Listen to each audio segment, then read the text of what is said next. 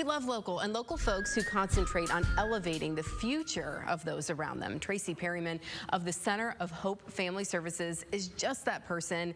Tracee, congratulations on your new book, Elevating Futures.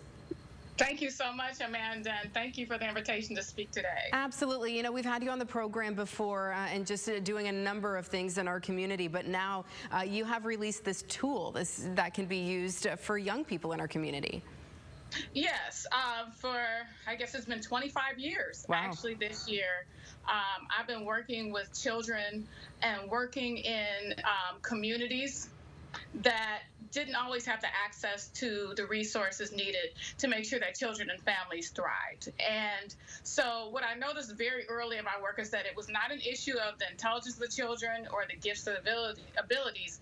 It was a function of access to opportunity. And so I've spent 25 years closing opportunity gaps for children and families. And so along all of now over 2 decades, 2.5 decades, you learn some wisdoms, right?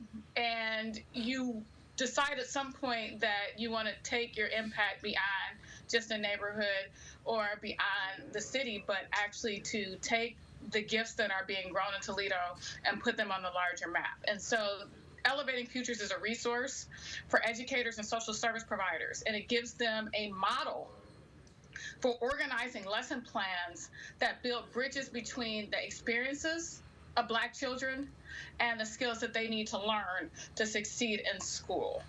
You know, we're talking about elementary school kids, and it is so important that we are, starting this intervention as soon as possible.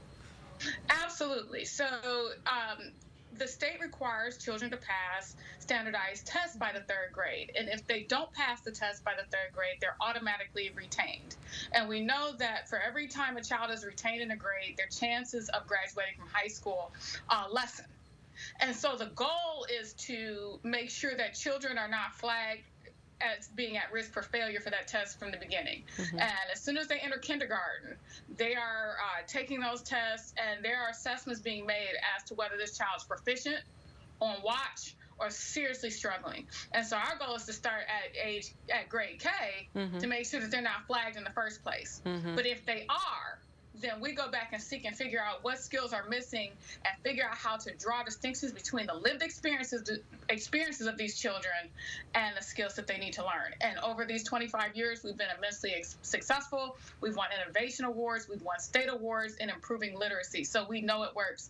And this is the opportunity to share it with the broader community, how they can be more successful as well. Yeah, as you mentioned, 25 years, you've learned a thing or two. You've seen things, and you know what works and what's happening and what is causing certain things. And so if we can intervene, all the better for our kids in the future. So how, is this for teachers? Is this for schools? How should people go about, getting access to this?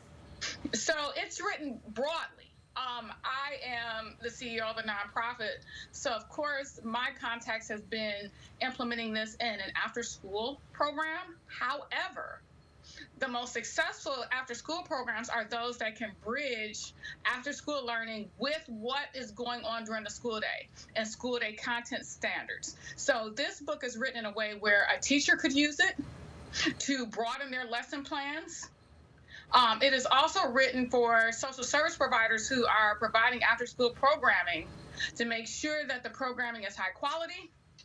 It links to those content standards, and it keeps children's interest. So a wide variety of uses here, and to get this, get kids in contact with those resources. So where can people find the book?